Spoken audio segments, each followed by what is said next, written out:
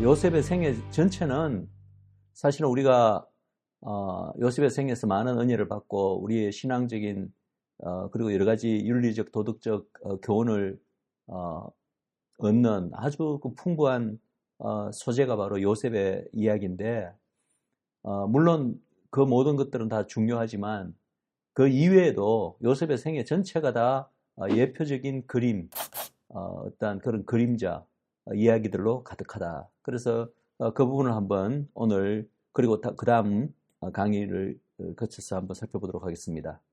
자, 요셉의 생애는 무엇을 예표하는가? 바로 예수 그리스도의 삶과 인격을 나타낸다. 예언적으로 나타낸다. 성경에 나오는 수많은 인물들, 특별히 구약에 우리가 알고 있는 여러 어떤 신앙의 믿음의 그 선조들은 부분적으로는 다 예수님을 나타냅니다.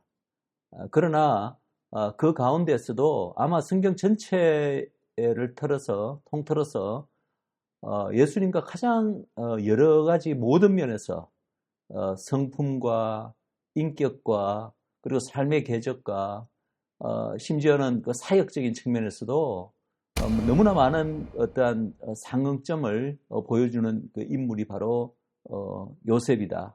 요셉의 생애가 그리스도를 부분적으로 나타낸다는 것은 많이 알려져 있지만, 이 요셉의 이야기 안에는 예수님에 대한 어떤 예언적 그림뿐만 아니라 이스라엘에 관한 너무나 많은 풍부한 그런 이야기가 있다. 특별히 이스라엘과 그들의 메시아, 바로 예수님과의 그 관계에 있어서 그 관계의 시작, 과거죠, 그죠?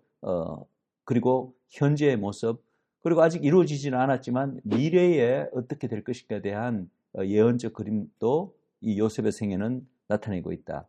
조금 더 구체적으로 본다면 우리는 그리스도가 바로 이스라엘로부터 거부당한 사실을 알고 있습니다. 그러나 그러한 것 역시 예언적으로 요셉의 생애에서 나타나고 있고, 그리고 그리스도의 죽음과 그리고 부활 승천 이후에 이스라엘과의 어떤 관계를 생각해 보면은 사실은 예수님은 유대인들에게 있어서, 이스라엘에게 있어서는 거의 뭐 없는 어떤 그런 존재가 되어버렸죠. 망각된 존재였고, 실제로 예수님에 대해서는 그들이 깨닫지도 이해하지도 못하는 그런 많은 오해가 있는 것이 바로 지난 2000년간의 교회 시대였는데, 거기에 대한 얘기도 사실은 요셉의 이야기에서 우리가 엿볼 수가 있고, 그리고 이제 결국은 우리가 이스라엘의 회복을 이야기할 때 그 회복이란 다름 아닌 이스라엘이 그들의 메시아인 예수 그리스도에 대해서 영적으로 눈이 열리고 마음이 열려서 그들의 메시아를 마침내 만나게 되고 인정하게 되고 그들의 메시아로 받아들이는 그런 어떤 극적인 재회가 이제 앞으로 이 구속사의 마지막 결말에 있게 될 터인데, 어떤 계기가 되는 사건이 있겠죠.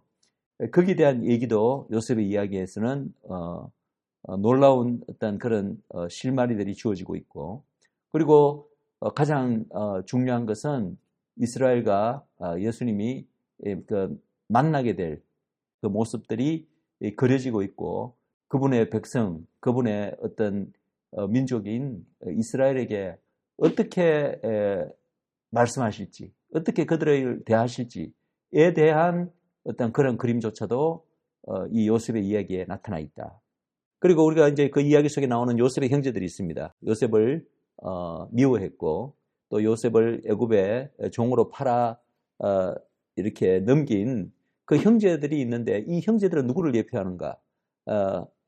이스라엘을 예표하는데, 이스라엘 중에서도 전체 다는 아니고 바로 예수를 시기했고 예수를 미워했고, 또 예수님을 결국은 죽이려고 공모했고, 그 이후에 예수님을 지금까지도 계속 마지막에 이렇게 이스라엘이 회복되기 전까지 지난 역사 기간 동안에 계속해서 거부해온 그 유대인들, 특별히 종교 지도자들과 그리고 전통적 어떠한 그 랍비적 유대교를 신봉하는 그런 유대인들을 말하죠. 그들을 예표하는 존재들이 바로 요셉의 형제들이다. 자, 야곱은 누구를 예표합니까? 이스라엘이란 나라 자체를 야곱으로부터 이루어지게 되고, 실제로 그 이름 자체가 야곱이 결국은 이스라엘이 되지 않습니까? 그래서 야곱은 한 개인이기도 하지만 그러나 바로 하나님의 선민으로서 하나님과 언약 관계에 있는 하나님의 어떤 그 언약 백성으로서 이스라엘 전체를 예표하는 인물이 바로 야곱이다. 자, 애굽은 우리가 이거는 너무나 우리가 앞에 출애굽기를 다루고 또 이러지 출애굽의 어떤 영적 의미를 다룰 때도 한번 말씀드렸지만 애굽은 바로 온 열방, 온 이방을 나타낸다. 믿지 않는 때로는 하나님과 적대하는 그런 어떤 무신론적 혹은 때로는 사단적 그런 어떤 열방을 의미하기도 하고 특별히 여기서는 꼭 굳이 하나님에 대해서 대적한다기보다도 바로 여호와 하나님을 이스라엘의 하나님을 알지 못하는 그래서 구원의 대상이 되는 그런 어떤 그 아직까지 하나님을 알지 못하는 불신자들의 어떤 세상 그걸 의미하는 것이 애굽이다. 그 룻기의 배경이 되는 것이 바로 그 온 그 모압 땅에 큰 기근이 임하게 됨으로 말미암아 이 룻과 또 나오미가 이스라엘로 돌아오게 되잖아요. 요셉의 이야기에도 큰 기근이 나옵니다. 이건 역시 예언적으로 바라본다면 마지막에 찾아오게 될 전 세계에 혹은 이스라엘의 그 땅에 찾아오게 될 종말적 대환란을 예표한다. 그리고 이제 베냐민이 이 이야기를 여러분들 아마 많이 읽으셨겠지만 요셉의 이야기 가운데 이 요셉의 형제들 가운데 특별히 같은 배에서 난 정말 친혈육이 바로 베냐민 아닙니까? 라헬에게서 난 어머니가 같은 이 베냐민의 존재가 이 요셉을 팔았던 형제들과 이 요셉의 마지막에 극적인 화해, 극적인 상봉에 있어서 굉장히 중요한 역할을 합니다. 미리 이제 결론적으로 말씀드리면 베냐민은 맹 이스라엘을 예표하는데 이스라엘 가운데서도 특별히 바로 예수님을 믿고 초림 때부터 이미 예수님을 믿고 받아들이고 그리고 진정 정말 예수님을 사랑하는 이스라엘 가운데 있는 참 이스라엘이라고 볼 수 있는 바로 이스라엘의 남은 자를 예표하는 존재가 바로 베냐민이다. 예. 그리고 바로는 파괴하려고 했던 쫓아왔던 그런 어떤 사단적인 존재를 나타내는데 이 요셉의 이야기에서는 좀 다릅니다. 요셉의 이야기는 사실은 요셉에게 모든 어떤 칠이 통치할 수 있는 권세를 주는 바로 요셉이 예수님을 예표한다면 그럴 수 있는 존재는 바로 성부 하나님이시죠. 그래서 어떤 그런 존재를 예표한다.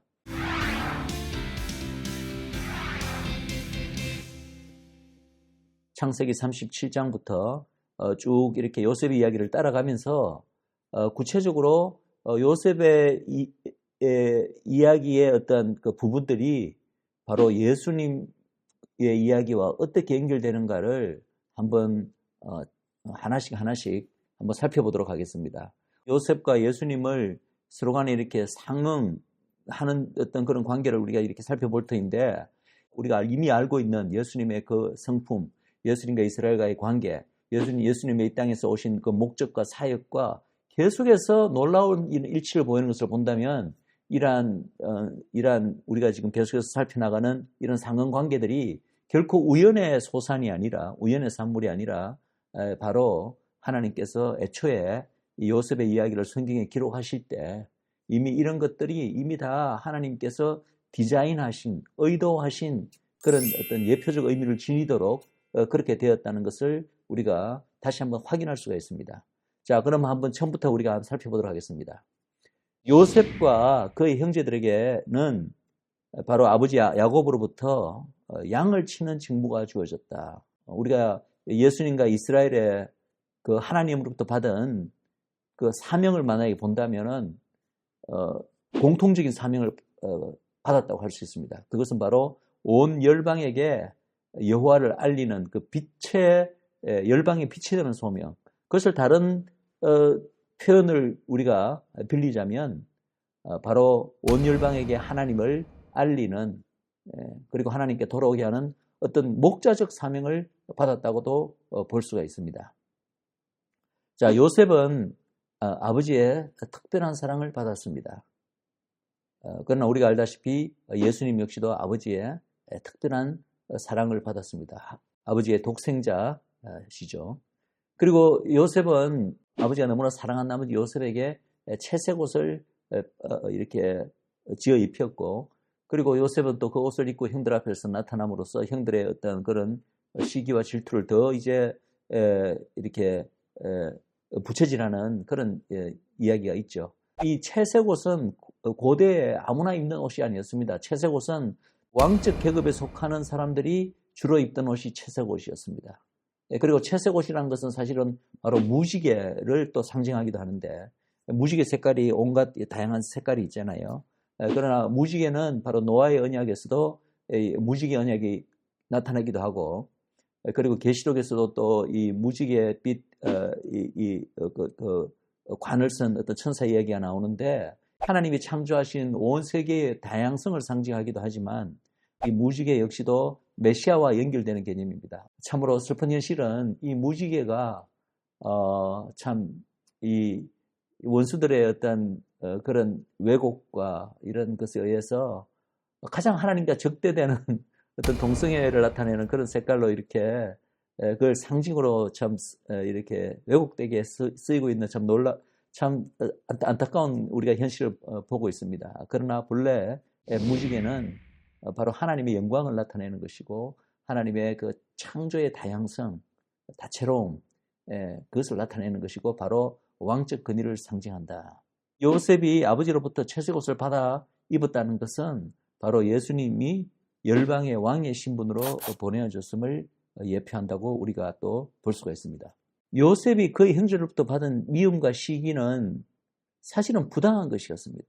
요셉의 그 이야기를 우리가 읽으면서 많은 우리가 여러 설교라든지 혹은 이런 분들이 하는 이야기를 들으면 마치 이 요셉이 굉장히 어렸기 때문에 인격적으로 성숙하지 못해서 그래서 이 형들 앞에서 정말 말조심하지 못하고 자랑하고 그렇게 해서 어떤 형들의 미움과 시기와 질투를 마치 자초한 듯한 그 인격적 미성숙 때문에 자초한 것으로 자꾸 이 이야기를 그렇게 해석해 나갑니다. 피를 나눈 친혈육 아닙니까? 어머니는 다르지만 애굽의 종으로 파는 이 형들의 이야기는 형들의 모습은 우리가 백보 양보를 해서 이해하려고 하더라도 그것은 지나친 것이었고 부당한 것이었다. 자, 그런데 이제 예수님 역시도 그의 형제 유대인들로부터 우리가 미움과 시기와 모함을 받은 이야기를 알고 있잖아요. 그런데 그건 역시도 굉장히 부당한 것이었고 정당하지 못한 것이었다. 이러한 모습들이 이렇게 요셉의 모습, 예수님의 모습들이 이렇게 일치합니다. 요셉이 그의 형제들로부터 미움과 시기를 받은 것은 그가 아버지의 사랑을 더 많이 받았기 때문이었다. 이 이스라엘 가운데, 유대인들 가운데 특별히 예수님을 미워했고 예수님을 결국은 십자가에 이렇게 죽이려고 음모를 꾸몄던 그 그룹은 특별히 이스라엘의 그 당시 종교 지도자들 그룹이었습니다. 그럼 그들이 예수님을 왜 그렇게 미워했을까? 그들은 바로 이스라엘 그 민중들로부터, 이스라엘 그 유대인들로부터 존경과, 그죠? 그들의 신분 때문에 받았던 그러한 것들이 인기와 이 모든 것들이 이제 예수님께로 이렇게 넘어가고 빼앗기는 것을 보고 굉장한 위기감을 느꼈었고 또 하나 그들은 하나님의 어떤 그 종이라고 스스로를 자부하는 자들이었는데 하나님과 가깝다는 하나님이 그들과 함께 계시다는 어떤 그런 능력들이 전혀 나타나지 않았잖아요. 그러나 예수님은 늘 하나님과 동행하시고 하나님의 음성을 듣는다고 하고 또 하나님이 친히 보여주신 모든 것들을 행한다고 하시고 특별히 예수님께서 행하신 그 모든 그런 놀라운 기적들, 그런 이사들은 바로 하나님께서 예수님과 함께 계실 뿐만 아니라 예수님을 누구보다도 사랑한다는 하나의 증거잖아요. 그런 모습들이 이들에게 있어서는 못 견딜 만큼 질투와 시기를 불러일으킨 거죠.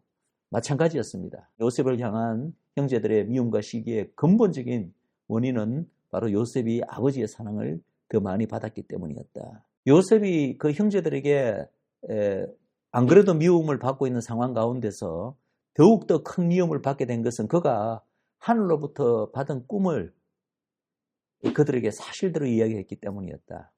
바로 이 부분도 제가 조금 전에도 말씀드렸지만 이야기에 나오는 사실을 보고 우리가 얼마나 이 보는 시각에 따라서 다르게 해석할 수 있는가 하나의 예가 될 수 있다고 봅니다. 이 요셉이 꾼 꿈을 아버지에게도 이야기하고 부모에게도 이야기하고 형제들에게 이야기함으로 말미암아 일단 부모로부터도 꾸지람을 듣고 형제들에게도 이렇게 더욱더 큰 미움을 받게 되었는데 이것을 우리는 일방적으로 보통은 요셉의 어떤 인격적 미성숙으로 일한 것들을 몰아갑니다.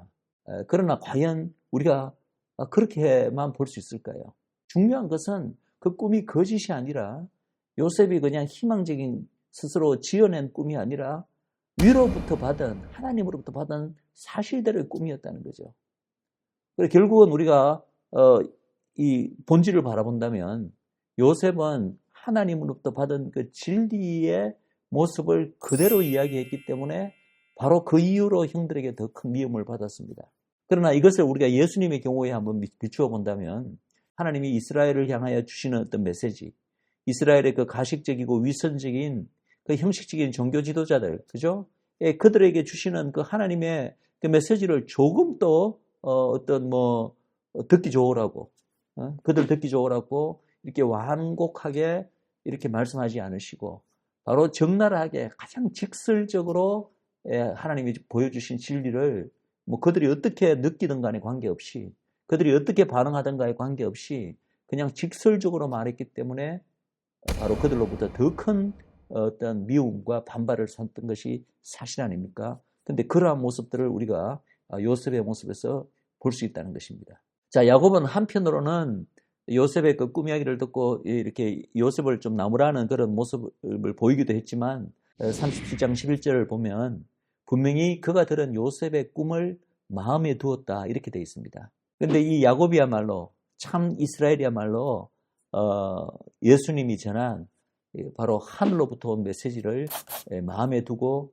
받아들이는 존재다. 예수님의 어머니 마리아가 그런 존재였고 그리고 예수님을 따르는 그 모든 자들은 예수님 당시에도 비록 소수였지만 모든 어떤 그 유대인들이 예수님의 메시지를 다 거부하고 배격한 것이 아니라 그 가운데 그것을 정말 진지하게 받아들이고 그것을 마음에 담아둔 자들이 있었는데 바로 야곱은 그러한 모습을 보이고 있다. 자, 해와 달이 요셉에게 이렇게 경배하는 그런 얘기가 나옵니다. 그 꿈속에서 유대인들에게 있어서 특별히 해와 달이 가지는 상징성이 있습니다. 해는 온 열방을 보통 이제 상징한다고 이야기를 합니다. 그리고 특별히 유대인들은 에게는 또 달이 바로 이스라엘을 상징한다고 이렇게 여기는 시각이 있는데 바로 그러한 모습을 나타내는 것이 아닐까라고도 우리가 한번 볼 수 있다는 거죠. 요셉이 이 형들에 의해서 이제 애굽의 노예로 팔려가게 되는 그 배경이 되는 사건이 뭡니까?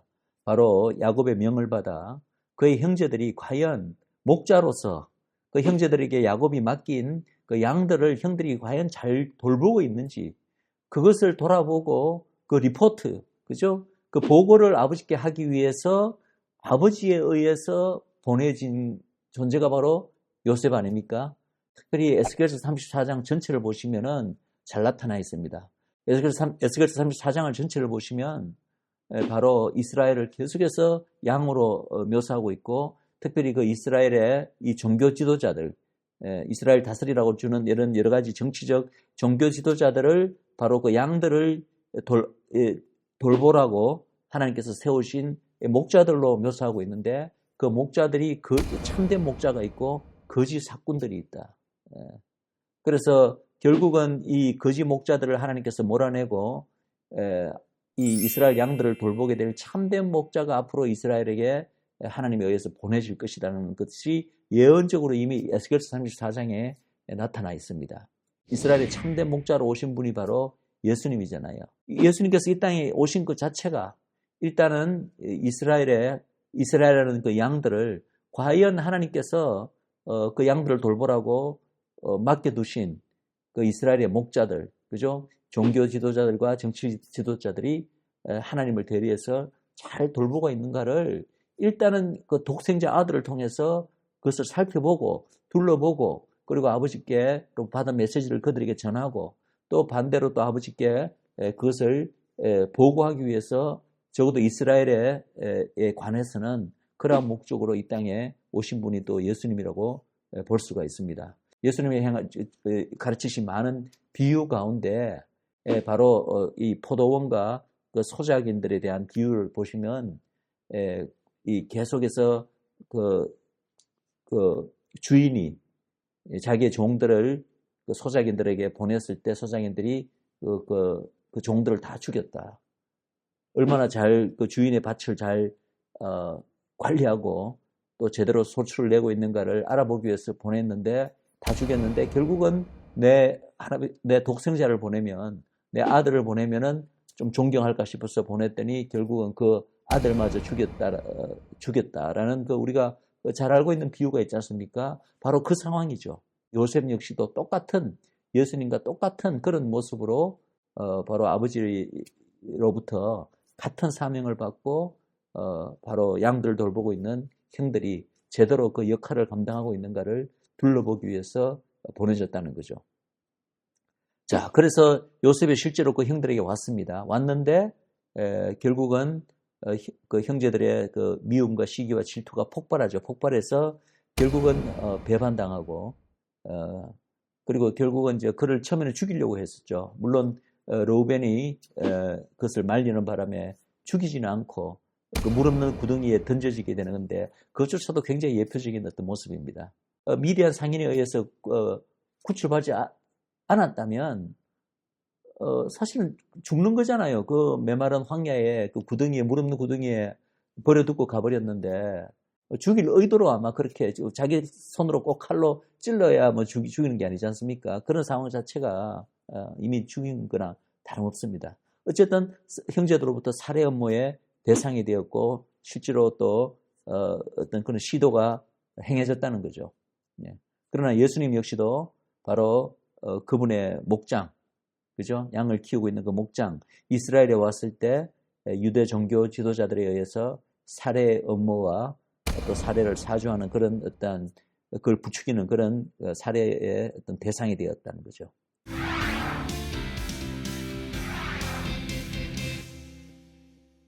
자, 요셉은 구덩이에 던져지기 전에 형제들에 의해서 아버지로부터 받은 이 채색 옷이 벗겨집니다. 물론 이 채색 옷은 나중에 형제들이 거기다 동물의 그 피를 묻혀서 이 요셉이 이 짐승에게 찢겨 죽었다, 잡혀 먹었다라는 증거로 야곱에게 보여지게 되는 거죠.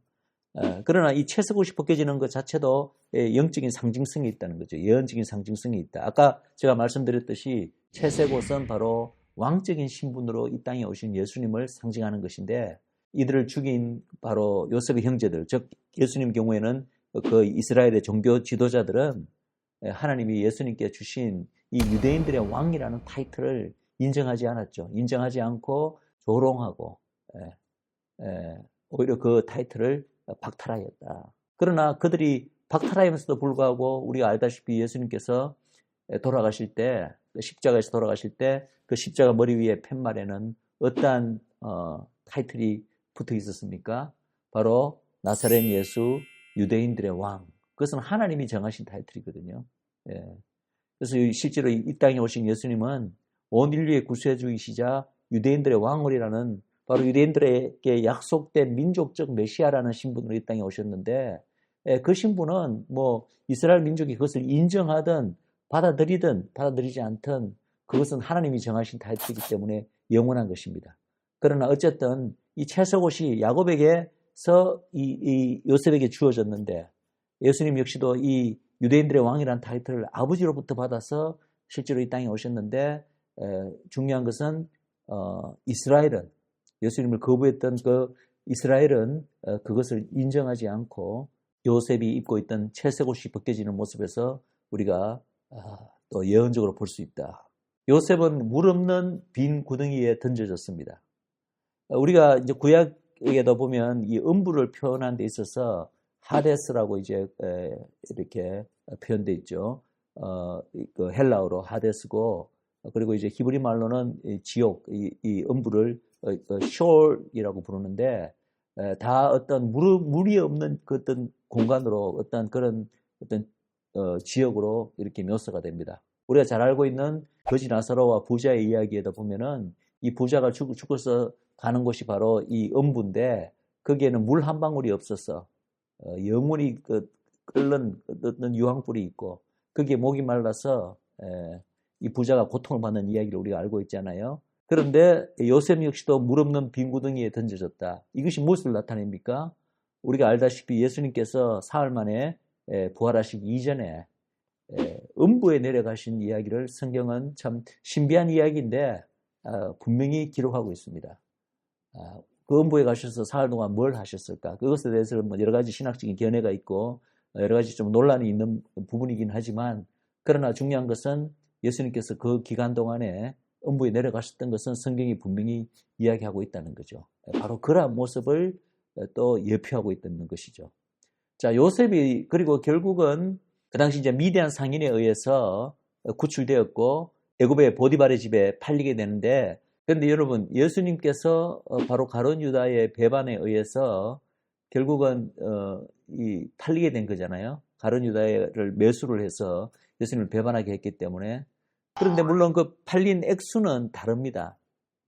아마 예수님 당시에는 은 30이었던 것 같은데 이 요셉이 팔린 액수하고는 뭐 시대가 워낙 엄청난 차이가 나니까 그 도량형이랄까 라고 할까요? 하여튼 그런 부분도 달라졌겠죠. 그러나 중요한 것은 요셉도 그렇고 예수님도 그렇고 그 당시 팔려간 가격이 당시의 노예 한 명의 가격이었다는 거예요. 그런 면에 있어서는 요셉이나 예수님이나 똑같은 노예 한 명의 가격에 팔렸다. 이것도 놀라운 어떤 일치 혹은 상응성으로 우리가 볼 수가 있습니다. 자, 요셉은 형제들에게 거부당한 후 애굽으로 가게 되었습니다. 근데 놀랍게도 예수님 역시도 이스라엘에서 거부당하시고 십자가에서 죽으시고 부활승천하신 이후에 결국은 우리가 이것을 영적인 시각으로 바라본다면 예수님 역시도 오기는 이스라엘에 오셨지만 그죠? 그러나 결국은 부활승천하신 이후에 이 복음을 통하여 예수님께서 이방으로 가게 되셨다는 거죠. 바로 애굽은 이방을 상징한다고 말씀드렸습니다. 그런데 그러한 모습이 바로 요셉이 애굽으로 간 모습에서 우리가 볼 수가 있다. 자, 요셉의 죽음에 대해서 야곱이 정말 애통해하는 모습을 우리가 이 창세기 이야기에서 봅니다. 그런데 그러한 애통을 우리는 물론 성경에서 예수님의 경우에 하나님 아버지가 그렇게 애통하셨다는 어떤 그런 구절은 없습니다. 없지만 우리는 충분히 그것을 생각할 수가 있습니다. 예수님의 죽음 자체가 성부 하나님의 뜻이었죠. 그죠? 바로 아버지 뜻에 순종해서 예수님이 죽으셨는데 그것이 하나님 아버지의 뜻임에도 불구하고 아버지께서는 바로 그분의 독생자의 십자가의 죽음, 온 인류를 구원하시기 위해서 온 인류를 사랑하셨기 때문에 독생자를 희생시키신 그 성부 하나님의 마음이 만약에 묘사된다면 그것은 정말 우리가 감히 인간의 언어로 묘사할 수 없는 큰 애통이었으리라고 믿습니다. 이런 부분을 생각할 때마다 떠오르는 영화가 있습니다. 멜 깁슨의 영화였나요? 우리 패션 오브 크라이스트라는 영화가 이제 꽤 오래전에 나와서 그때 굉장히 인기를 모은 적이 있었죠. 뭐 논란도 불러일으켰었지만 그때 예수님께서 십자가에 달리시는 그 장면에서 어떤 장면이 나오냐면은 바로 예수님께서 십자가에서 이 숨을 거두시는 그 순간에 하늘에서 거대한 이 물방울 하나가 땅으로 뚝 떨어지고 그것이 떨어지자마자 온 땅에 그냥 지면에 막 지진이 나서 땅이 흔들리는 그리고 하늘에 막 어두워지고 막 이렇게 천둥이 치고 이러한 장면이 떠오릅니다. 성부 하나님의 눈물방울을 이제 아마 그렇게 상징하기 위해서 그려놓은 것 같은데 저는 그것을 보면서 참으로 공감이 되었습니다. 하나님 아버지께서 얼마나 독생자의 죽음을 애통해 하셨을까요? 그러나 그것은 바로 온 인류의 구원을 위한 하나님 아버지의 또 뜻이었다는 거죠. 야곱 역시도 슬피 울며 내가 음부로 내려가겠다라고 표현할 만큼 이 요셉의 죽음에 대해서 애통해하는 모습을 보이는데 그 역시도 우리가 예수님의 경우와 이렇게 상응하는 어떤 모습이다.